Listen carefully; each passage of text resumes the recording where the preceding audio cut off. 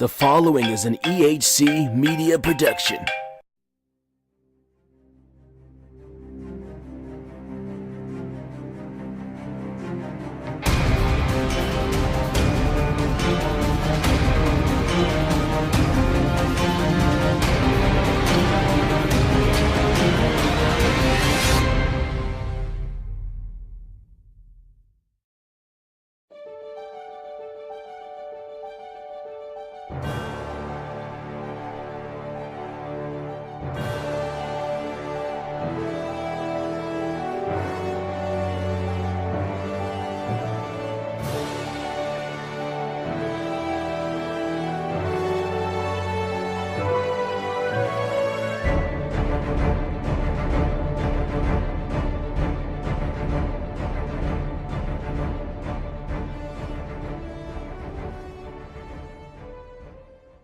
Yo, alright, get my face. It is March 23rd, 2018. WrestleMania is like 2 weeks away. And, as you know, I went to Elimination Chamber. That was amazing. But as far as I knew, I wasn't going to be able to make it to WrestleMania because of a lot of issues. It's a lot of money. It's a lot of time off work. It's a lot of I'm scared to fly. A lot of issues.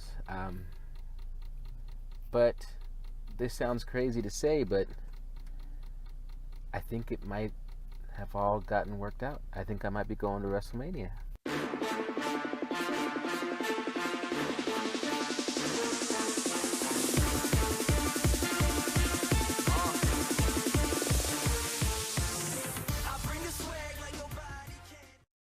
I got my fist in the air, screaming black power. I feel like Tookie Williams' last hour. We used to stand for something, but most niggas is cowards. Took rows to bars to sit down, so I'm pro-black like the pigs with the fist now. 80s track exists now. All these babies going crazy cause these ladies smoking daily now. So tell me, how you really gonna say the child when it's still running through our veins as a juvenile? If something's gonna change, you better do it now. Since this makes sense, we gonna start a movement now. We gotta be doing something great. It's time. It's time. Who are you trying to kid? I do not give a damn. Because you're too scared to do the job your goddamn self. I need someone that's like, has that, some energy in them. You guys know nothing about me. I'm gonna take you out. Promo climax time. Promo climax. You're all on fucking notice. Either you rise or you fall. Rise or you fall. Either you rise or you fall.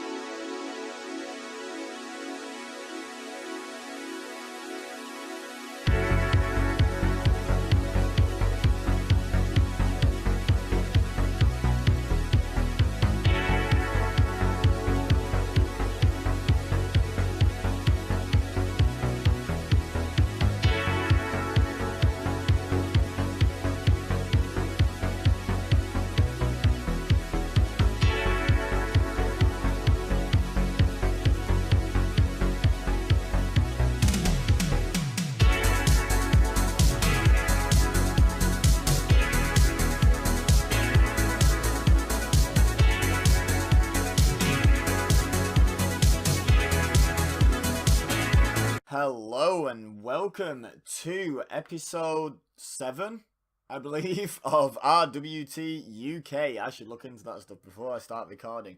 First things first, let me apologise for how late this episode is. There's every chance it's actually going up on YouTube after the next episodes of NXT UK have gone on the network, depending on how quickly I get this across to him and how quickly he gets it on the channel. I apologise for that. Just had a hell of a lot going on. I finally got to watch episodes 11 and 12 of NXT UK on the middle of in the middle of the day when the next episodes are due to come out in the evening, in the middle of Wednesday day.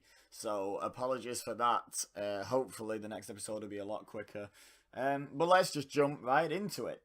So we'll start with NXT UK episode 11, which started with an announcement that the women's final, the women's NXT UK Women's Championship Tournament final, will be next week, which means exactly the same day, just an hour later.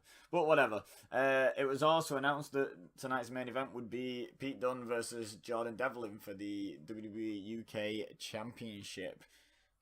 So, yeah, that's going to be fun. I'm not a big fan of Devlin, as I have made clear on this podcast, but I was fully aware going in that this match was going to be a lot of fun. Anyway, we kicked off the show with Xia Brookside and Millie McKenzie, the two babyfaces who lost in the first round of the NXT UK Women's Championship Tournament, against Charlie Morgan, who I wrote in brackets, who? And it was apparently her debut on NXT UK, and Killer Kelly, who, as far as I'm aware, is winless in NXT UK. I wrote down this was clearly a match for the faces to get some wins, get their wins back, as it were, you know, start building momentum after not doing very well in the tournament, because, you know, there were more deserving people in it, arguably. Maybe not necessarily.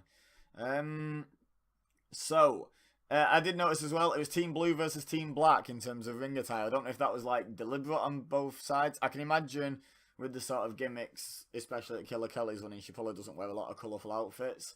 So the Team Black on the heel side might be a coincidence. I wonder if the two baby faces were like, yeah, let's both wear blue, or if that's just their usual attire. I don't really know enough about these people yet to know whether that's just usual attire and happy coincidence, or, you know, if that's deliberate. But it's something I noticed. Anyway, early on in the match, there was like a wrist lock spot. I can't remember who had her in the wrist lock. I can't even remember who it was who did it, but whoever was in it was like pinned down to her back, and then she did like multiple kip ups. So she like kip up to her feet and then drop to her back and then kip up and then back and then kip. And to be honest, with the amount that she did it, she looked like a fish that had fallen out of water. Like, it's just sort of flip flopping about. I understand it takes athleticism to do, but it sort of looked like she couldn't do a kip up properly in a way, even though she obviously was doing to the trained eye. To the untrained eye, it could look like she just couldn't do it, I guess. I don't know. It just looked funny to me. Soon after, though, there was a really cool headstand spot to get out of a similar lock. So there was some good stuff. When the action sped up after the initial, oh yeah, I'll put you in a wrist lock, then you reverse it into a headlock, you know, kind of routine that they do at a lot of at the start of a lot of matches. There was a lot of botches. One I noticed that I think was covered by a camera cut. They switched the camera angle and it seemed to cut a couple of seconds out. Where it seemed like, I think it was Xia Brookside was going for a clothesline, and the heel was running in and sort of stopped and opened her mouth like as if she'd messed up, and then all of a sudden it like cuts to a different camera angle and she hits her. And it didn't look unfluid, but it just jumped out to me. I don't know what everyone else thought. If you even spotted this, go back and watch it. It's early in the episode, so, you know, you don't have to watch the whole episode to find it or anything. Yeah, it looked like some miscommunication, and they covered it up, you know, with it not being live. The match overall was reasonably sloppy, like I said, once it sped up. The start was pretty good, like the back and forth catch as catch can stuff. But then when they started picking up the pace, there was quite a few botches, quite a few sloppy moments. As I said, the faces picked up the win. One thing that did bug me in this match as well was how many times did they have to mention the age of the baby faces? We get it, they're young. It's amazing the level they're at when they're so young. It starts to take away from it when you say it about a dozen times in a 4-minute match. Well, no, it's not a 4-minute match, but you know what I mean? In a 10-minute match or something. And it's like, it just starts to get annoying. It's like, yeah, we get it, they're young. We get it. Let's have their ring attire be nappies or diapers for you American viewers from now on. Like, let's just to emphasise the point. It just started to get a bit much. Anyway, speaking of a bit much, the next match was Eddie Dennis versus Ashton Smith, which I wrote down was Gangly versus Flaley. That would be the Snow White and the Seven Dwarfs names, even though they're probably a little too tall to be a dwarf. But yeah, Gangly and Flaley. The whoop thing on Ashton Smith's entrance, the whoop, It's stupid. I'm sorry, it is stupid. He looks stupid doing it for a start. It doesn't add it adds crowd interaction and helps get him over as a babyface when I don't think he'd really be that over otherwise. But it doesn't add anything to his persona. It doesn't add anything to his sort of intimidation factor for his opponent.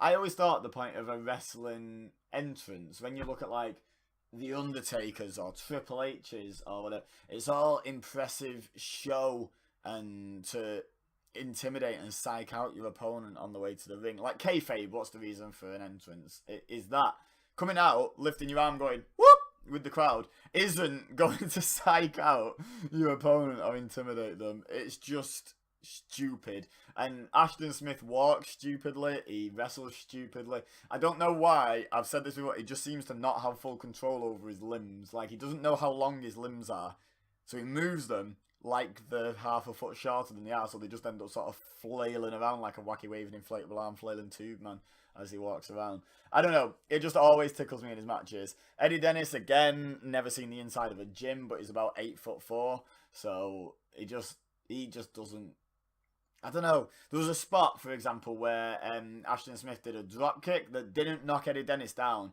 Not being funny, he's not some big grot, he's not Big Show or Braun Strowman. He's some lanky guy who's like 6'5" or something. You could knock him down with a drop kick, especially someone Ashton Smith's size. Yes, he's smaller than Eddie Dennis, but it's not like he's Hornswoggle. He could knock him down. You know, it's always bugged me how bigger is presented as tougher. Like when someone punches someone bigger than them square in the jaw and they just basically no-sell it. And it's like, it's not how it works. That's not how size works. And it's especially obvious when you've got someone who is just tall. Not built, not, you know, grotty or, you know, muscular if you want a more professional sounding word for it. Yeah, he's just a lanky guy. He's just tall. I actually wrote down, he's just tall. I picked Eddie Dennis to win this match. It's fairly obvious he's not losing until he gets into a proper storyline. At least, so he's going to go for a little while without losing. And he did win. There was I put impressive-ish catch from a suicide dive. It was only impressive because he doesn't look like he could pull that off because he's scrawny. But yeah, Ashton Smith dived through the ropes and Eddie Dennis kind of caught him. Did stumble quite a bit before catching him, but you know, that's a full-grown man he caught, so credit where it's due. But again, why book him like that when he's not that guy? He's not that guy at all. He's not that strong that he should be being booked like that. I like the intensity and the aggression side of him. That should be the side of him that's emphasised. Instead of catching him, he should have just punched him out the air. That'd have been much better and much better suited to Eddie Dennis's character and build and fighting style and everything, in my opinion. Anyway, oh yeah, another spot that tickled me. And I suppose this was good character work, but I don't know if it was meant to make me laugh, so I don't know how good it really was. But when Eddie Dennis got Ashton Smith up for his, is it the Severn Bridge he calls it? Is that the bridge from England to Wales, I think? That's why he calls it that, I guess, where he goes all the way across the ring, corner to corner, with a crucifix buckle bomb. Ashton Smith's face during that buckle bomb was amazing. He just looked like, you know when you watch like a really B-grade horror movie and the look of horror on someone's face when they see the killer? It was that. It was that to a T, and it was amazing. Eddie Dennis won. I don't think that was in any doubt. I sort of kept a little bit of a tab on this episode because as I looked over the card and they kept announcing matches, I was like, these all seem incredibly predictable. Like, I don't know if that... Let me know in the comments. I'd like to know what you think of this. Is it a good thing or a bad thing that it's predictable at this stage? Like, because it's really predictable. I think over the course of the 2 episodes, I think I got everything right. Which is like, well, I didn't get the first match of episode 12 exactly right. But technically I did. We'll get onto that on episode 12. But I basically got every result. If you said, who wins this, who wins this, who wins this, I got every result right. And I don't know if that's... It started to feel like it was taking away from this episode in particular. Maybe not so much episode 12. It didn't take away from the main event, but I would have. I wouldn't have wanted to be wrong on the main event. That was predictable because it was the right thing to do. But I would have liked it to be a little bit more up in the air by this stage. I don't know. It's only a few weeks in at the end of the day, so they're still trying to cement. They're still trying to sort of hammer home with us. This guy is good and is going to win a lot, and you should think of him as a main eventer. This guy, he's kind of 50-50. He wins some, he loses some. He's a mid-carder. This guy never wins. He's a jobber. And they're still trying to build that, so I sort of get it. But let me know in the comments whether you think it's a good thing, a bad thing, whether you're indifferent to it and you just think it's how it needs to be. I think I'm sort of siding with it's how it needs to be. But as I was watching, I was thinking, man, I wish I couldn't predict all this. Especially with my limited knowledge of all these characters. I'm already getting to the point where I just know what's going to happen in every match. And it's not necessarily a great thing. Anyway, up next we had the quickest formation of tag team fall out of tag team, breakup of tag team and blow off match in the history of professional wrestling, where Saxton Huxley maybe took on Joseph Connors after they had a tag match. Huxley refused to tag Connors for no apparent reason. Lost the match to Mark Andrews and Flash Morgan Webster, and then Joseph Connors attacked him after the match. And here we are, like literally the next show, I think. Apparently Saxton Huxley is suddenly a face. Like, I don't mind face and heel turns. They're a little bit illogical when you try and treat them like a real life thing, like someone who's always been a nice guy just suddenly decides is not. It's a bit strange, but one thing I would say is I'm not a fan of the sort of face turn where it's out of their hands. Like, heel tag team, one turns on the other, and the guy who got turned on becomes a face. And it's like, no, he's got no reason to suddenly be a good guy. He should just you should just do heel versus heel. Whereas this felt like Huxley was kind of the face and was supposed to be accepted as a face a little bit. Whatever. I picked Connors to win. Obviously, they've got things in mind for Connors, whereas Huxley so far has just jumped from tag team to tag team, jobbing out and stuff. I don't know. He's kind of over, and he's kind of fun to watch, but they just obviously don't have anything in mind for him right at this moment. Anyway, there was some amazing, and by amazing I mean so bad it's good, trash talk from Joseph Connors just before the end of the match. He just got in Huxley's face, and I got the vibe he hadn't planned anything before he started speaking. He hadn't thought, what am I actually going to say in this spot? Because he just went, this is my world, and you're just visiting. And it was delivered with that level of believability and conviction, I think is the word I'm after. Like, there was pauses. And when you're delivering a line like that, it should be, this is my world, you're just visiting. It's still a lame line, but at least that had made it feel like I believed what I was saying. Whereas he was like, this is my world, and you're just visiting. And it was like he was stuttering over, what am I even going to say here? I've set myself up to say something. I haven't thought about what the end of the sentence is going to be yet. And that's the vibe I got from when he screamed that in his face. So, and it was lame. It was lame. You could tell it wasn't planned, because clearly, let's not let him improv ever again. Connors won, 3 from 3. I know I can just say, I predicted this, and then, look, I got it right, because I've got no proof. But I've got no reason I'm not saying this to brag about, hey, look how good I am at predicting professional wrestling. We know from over on my channel, if you've watched any of my prediction videos, I get some right, I get some wrong. As everyone, I imagine, does who does predictions. Like, get some right, get some wrong. It's fine. I'm not saying I'm amazing at predictions. I'm saying this is very predictable. So I wouldn't lie about it, because I'm not trying to... I mean, I wouldn't lie about it anyway, but there's no logic in thinking I'm lying about it, because I'm not trying to be impressive with my predictions. I'm just pointing out they could do with a surprise every so often. I suppose there was one on NXT episode 12. NXT UK episode 12. Anyway, moving on. Toni Storm video package. I wrote down here, considering it's pre-taped, not the best promo work. There was no conviction. There was no... I know I've used that word a lot, but there was nothing about how Toni Storm... It felt like... And apologies if this is considered a spoiler, but we're going to talk about this match later in this exact same episode, so it's not really a spoiler. If you've not watched NXT UK episode 12, just yet. Pause this, go watch it, and then come back and watch the rest of this, because I'm about to talk about something that happens in episode 12. But even if this wasn't a spoiler, I think Toni Storm in that promo had already been told she was going to lose to Rhea Ripley. Because I think that promo almost served as a spoiler. There was nothing about Toni Storm where she was fired up to win this championship, win this final. She seemed almost shy and uncertain in a way. I don't know, I can't quite vocalize what vibe I got from her. I can't quite put it into words, can't quite verbalize it.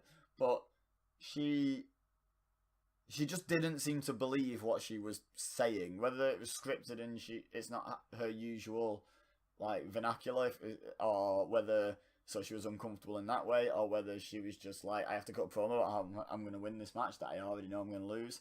I don't know. She might have already lost the match by the time this promo was recorded. I don't know what order everything's done in for NXT UK. So there's every chance that they taped all the tapings and then said, right, we're going to slot in a video package here, let's record that now. And she'd already lost the match. I don't know. I really don't know. There's every chance. But anyway, then there was, I think, an ad break, and then there was a Rhea Ripley video package about the final. It was a bit better. Still wasn't amazing, but it was a bit better, this one. And that sort of rattled home to me the fact that maybe hers was a little bit better because she knew she was winning, and Toni Storm's was worse because she knew she was losing. I don't know. I really don't know, but I just didn't really like Toni Storm's video package here. Like, the video package was fine. It was the bits where she was talking about her chances of winning, about how she was going to win. Didn't believe it for a second. I don't know. If I'd have picked Toni Storm for this tournament, I might have changed my mind at that video package alone. It was not convincing. Anyway, onto the main event. I wrote very little about this match because I just wanted to watch it. I wrote damn good match. It was Pete Dunne versus Jordan Devlin for the WWE UK Championship. I was at the NXT UK Championship. I don't actually know which one it is anymore. I think they announced it as the WWE UK Championship, which surprised me considering the brand is now called NXT UK and it's the main title on the brand. The only thing I wrote down that I was like, I don't want to forget this bit. Jordan Devlin headbutted Pete Dunne, and it looked good, to be fair.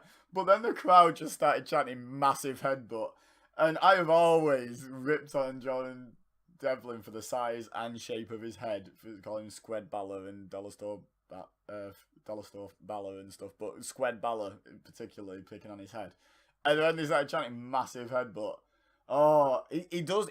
I figured out what annoys me about his look. He looks like a massive baby. Because his head's too big for his body, and babies have bigger heads relative to the body than adult humans. He looks like a baby. Like, he looks like a massive baby. I don't know. It tickles me. Anyway, Dunne retains. I don't think I ever really believed Devlin was going to win the title here. I was certainly hoping he wouldn't. But that makes me 4 from 4 because obviously that was my pick, was Dunne to retain. I feel like they're going to make a big deal out of Dunne's loss, like beforehand. I feel like they're going to build up to it, not just announce it a week before and then do it on a TV taping. You know, I don't know. I don't know if the plan. I think I heard rumours they're doing an NXT takeover Blackpool, going back to where they did the tournament. The first tournament. I'm not sure where the second tournament was. Was that still in Blackpool? Might not have been. I don't know. Don't remember.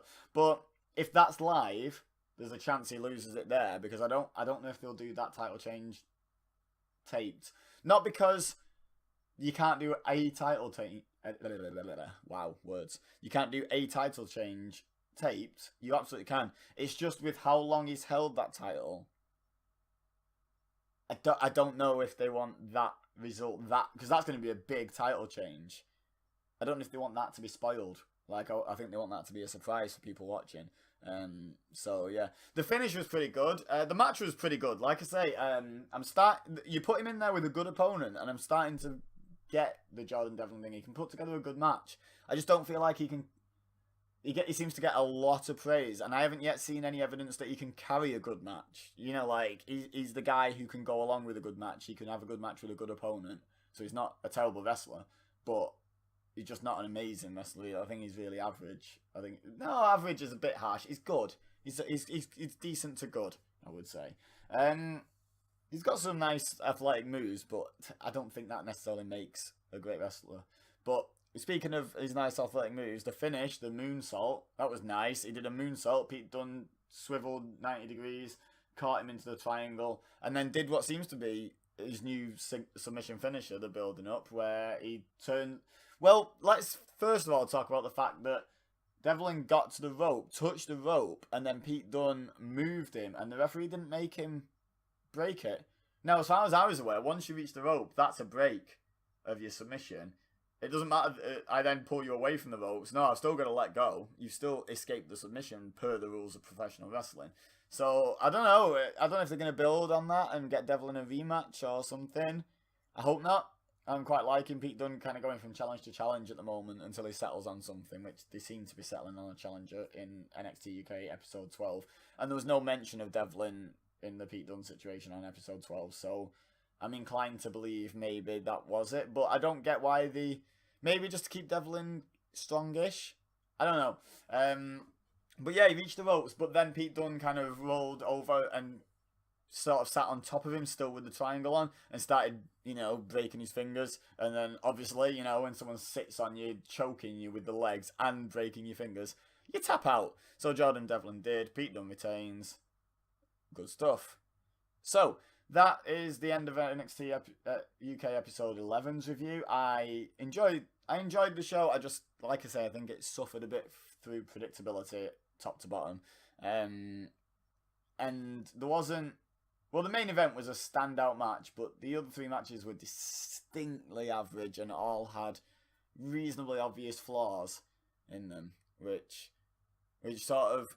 The crowd was a bit dead in this episode until the main event as well. Like, the main event, they came alive, but the rest of the show, there was a few enthusiastic fans trying to start chants and trying to do things, but I don't know, they weren't that into it, and I kind of don't blame them. But the main event was amazing. I definitely recommend you go watch that, even if you're not watching all of NXT UK. I definitely recommend you go give that a watch.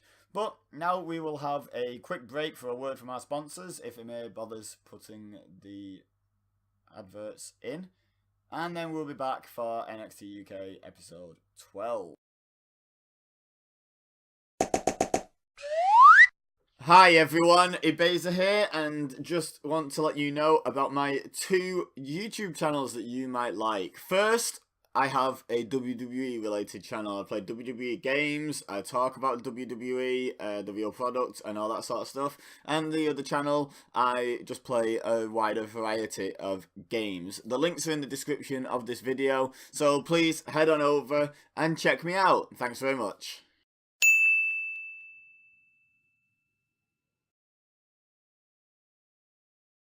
EWA.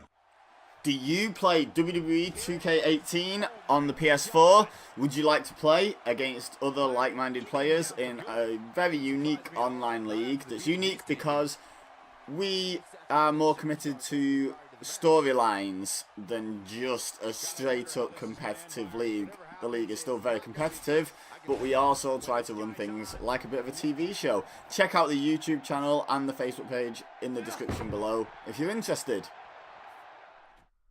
Alright, so NXT UK episode 12 kicked off with a decent video package for the women's final, actually. I quite enjoyed this video package. It featured very little of the talking that I criticised from their own individual video packages on the last episode, and a lot more of just the story, and highlights of matches going through and all that sort of stuff. Then we had some... I've never noticed, by the way, we had Vic Joseph and Nigel McGuinness talking in front of their green screen because they're clearly in America, not anywhere near the tapings. I hadn't noticed before how bad the green screen is. Like, it's so obvious. It's so obvious they're not just standing in front of that wall. Like, the thing I don't get as well is they're not even pretending to be in the arena, so why, instead of green screening them, why didn't they just put up that wall? I mean, I know it's cheaper to produce a graphic than an actual wall, but, I mean, come on, it's WWE, you've got the money. Just make a wall and make them stand in front of that to do the commentary. So you've not got the dodgy outline, you've not got part of the headset disappearing, the headband that goes over the top was just disappearing on both guys and stuff. Like, just, instead of green screening it, I mean... You pay someone to presumably put edit them in front of a green screen, could you not have spent that little bit of money on an actual screen for them to stand in front of that has the NXT UK logo? I don't know. The green screen just looked naff. I've not noticed. Has it always been like that? I don't know. Anyway, so Joe Coffey comes out for the first match. It's going to be against Sid Scala. I'm sure it's Scala. Tells Mark Coffey and Wolfgang, I got this, go to the back, basically. I'm doing this on my own. But then Scala comes out in a suit and says he's not been medically cleared, but he's been given the opportunity to introduce... Honestly, but before we get into this, I thought when he'd said he'd got an opportunity from Johnny Saint, and then he came out in a suit, I was like, oh, he's not even going to be a wrestler, he's going to be like a manager. I thought, okay, this could be kind of fun, actually. But no, he's not. He just got given the opportunity to introduce someone else. Got the opportunity to be the ring announcer for one wrestler for one night. Wonderful. It's Tyler Bate, though, which I thought was pretty awesome. Makes sense after the beatdown the Coffeys and Wolfgang put on Mustache Mountain recently. So that was pretty cool. Pretty quick soon into the match, Mark Coffey and Wolfgang came back out to ringside. Obviously because Joe Coffey no longer has this because he's not fighting Sid Scala, he's fighting Tyler Bate. Now, here's a spot that really annoyed me, and I like Tyler Bate. I like Tyler Bate a lot, and I actually quite like Joe Coffey as well. But this annoyed me. Tyler Bate was selling having a sore back and couldn't lift Coffey for, I think it was like a suplex he was going for. I think he was going for his deadlift T-bone suplex. And he couldn't lift him. And then instantly sprung up and did a standing Hurricane Rana. He jumped and wrapped his legs around a nearly 6 foot tall man's neck with this bad back and then did a backflip. Have you ever had a bad back, guys? Have you ever hurt your back? You can't do that. And I know, it's wrestling, suspend disbelief, but to do it immediately after selling the sore back, I don't know, really irritated me, probably far more than it should have. Probably because it was Tyler Bate doing it, and I was like, I know he's young, but he's awesome, he should know better. Anyway, Trent Seven came out to ringside towards the end of the match, not right at the end, came out for moral support. And eventually, we got a DQ finish. So, as soon as Tyler Bate came out, I was like, yeah, Tyler Bate's winning. But I thought, yeah, there's going to be something shifty here. And I don't know. I wasn't convinced Tyler Bate was winning. I was like, I think it was my excitement. I think my heart said Tyler Bate wins, not my head. I think if I was thinking with my head, I'd be thinking it makes sense for Joe to win. But I'm glad I thought with my heart because I got it right. But basically, we got a DQ finish. But Mark Coffey and Wolfgang attacked Tyler Bate first. So that must go down as a win by DQ for Tyler Bate, right? Then we got a 3-on-2 beatdown because obviously Trent Seven jumped in to try and help his friend. And the Scotsman, got the upper hand because there's more of them and they're significantly larger. And then Pete Dunne came out to a pop in his hometown, obviously, and did his NXT UK Superman routine and helped Mustache Mountain clear house. They had a bit of a moment where the Coffeys and Wolfgang were like back on the apron thinking about climbing in, and then British Strong Style sort of lunged at them and they jumped down and backed off, and then that was that. So, up next was Ligero versus Dan Maloney, who I think we've seen before. He's a Brummie. He's from Birmingham, not Birmingham, Birmingham. And a heel. So it was interesting. He didn't have any support particularly in this match. Ligero's pretty damn over. Predicted the win for Ligero. Dan Maloney is very much a generic jobber at this stage in his NXT UK career. I'm not saying he'll never get anywhere, but yeah, he was obviously going to lose. Ligero won. It was an okay match. It was, bigger heel versus high-flying, smaller babyface. Standard fare for a Ligero match, really. I did put, it's another win for Ligero. He's only really suffered a loss against Jordan Devlin that I can remember, so he's picking up wins. But he's very directionless. Like, with how much Pete Dunne is dominating the world title scene, and rightly so, I'm not complaining about that. But with him dominating the main title, they've not introduced the tag titles yet, and then they've got a women's title. This may seem a bit premature, but I feel like NXT UK already needs a mid-card belt.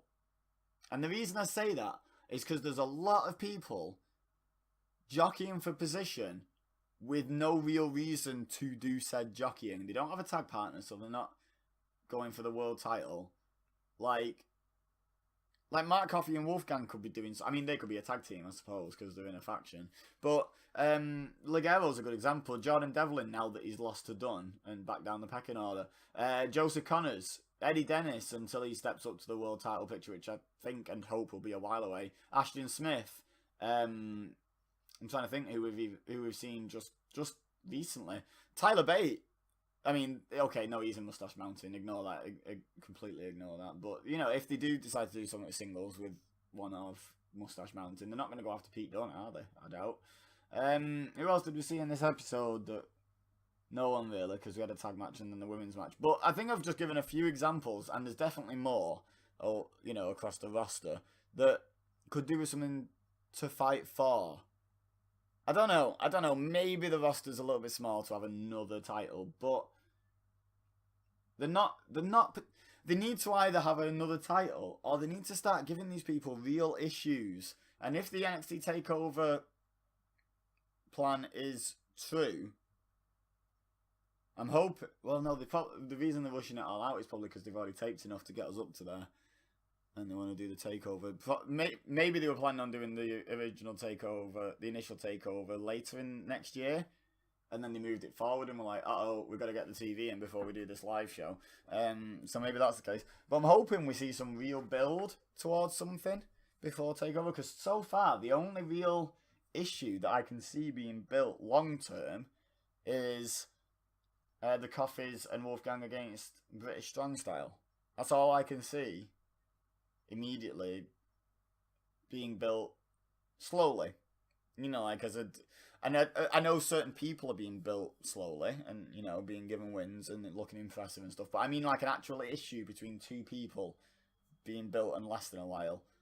That's the only one I can think of. I mean, sure, let me know if there's anything I've missed, but that's all I can think of. Anyway, where were we? Oh yeah, Amir Jordan and Kenny Williams against Zach Gibson and James Drake, which I am not a fan of Zach Gibson getting clogged down in the tag division. He should be the one to take the title off Pete Dunne, in my opinion. They referenced, I think it was Nigel McGuinness referenced that Zach Gibson and James Drake are known as the grizzled young veterans. He didn't say that, he said they think of themselves as grizzled young veterans or something like that. So it's referenced in the commentary, but it wasn't on their Titantron. You know, their little video package, it just said Gibson and Drake, or whatever. It wasn't what they were announced as. They didn't have it on the ring gate or anything like that. I just thought it was strange to hear that, unless that's part of the, the building them up as a tag team. They're going to give them their tag team name, maybe once to get the copyright for it. I don't know, it was just interesting. There was a spot in the match. Zach Gibson is a treasure, by the way. He's so over. He's wasted in the tag division. I'm telling you that now. But he's such a treasure as well, because there was a point where I think it was Amir Jordan got the better of James Drake, but only, like in early match kind of status where you do an arm drag and then you go, hey, gotcha, and you've not really hurt them. You've just got one over on them. And James Drake's standing there and Amir Jordan's doing his dance from his entrance. And then like puts the loser sign up to his head, and he's like dancing around, kicking his feet and stuff.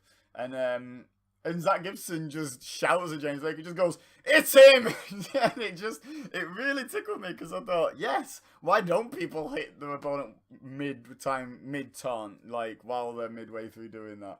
But yeah, it just tickled me, that one particular spot. Oh, excuse me, just got overcome by a yawn all of a sudden. Right, so the finish of the match was decent.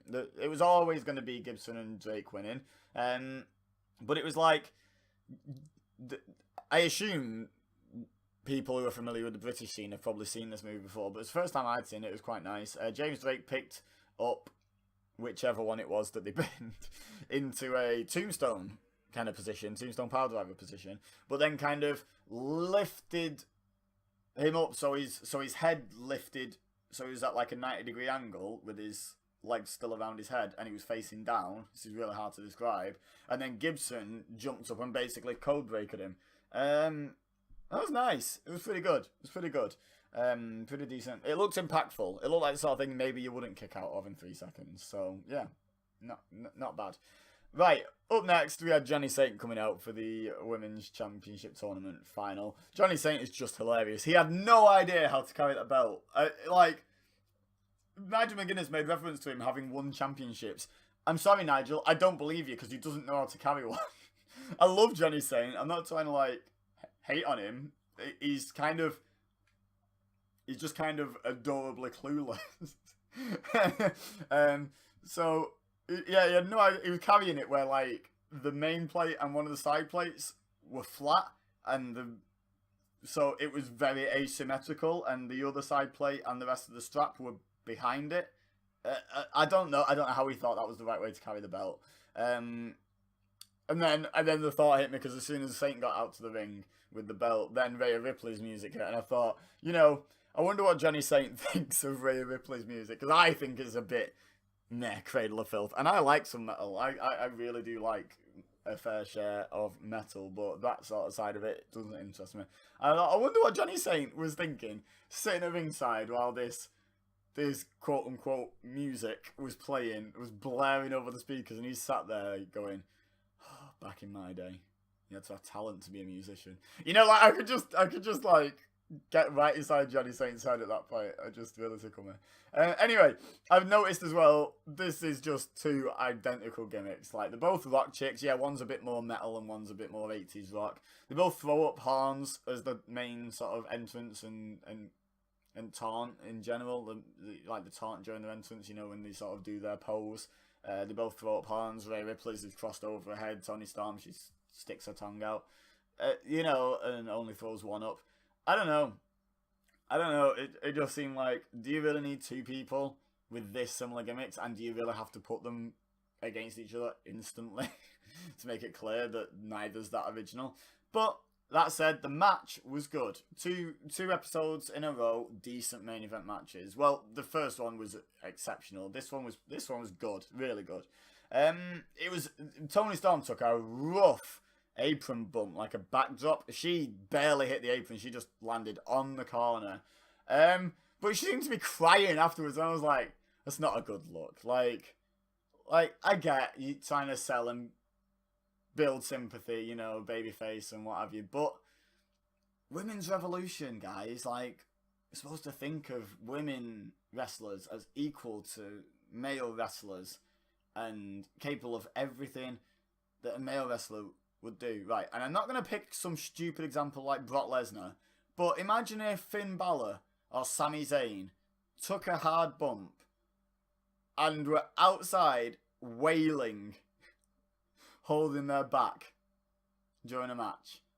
That would not be a good look, right? That would not be a good look. Why is it okay for women to do it then? They're supposed to be equal, and spots like that take away. Now, it might have been legit. Absolutely might have been legit. That spot looked rough, but they zoomed right in on her crying. If there was a chance that she was even slightly hurt. I mean, the post-producing this as well, so it's not even live. So there's not a good look. So use a different camera. Use the cameraman who's seen the opportunity to zoom in on Rhea Ripley. Hopefully they've had a cameraman that saw that opportunity as she mocks the fans because she just hurt Toni Storm. Don't show that and zoom in on it in TV.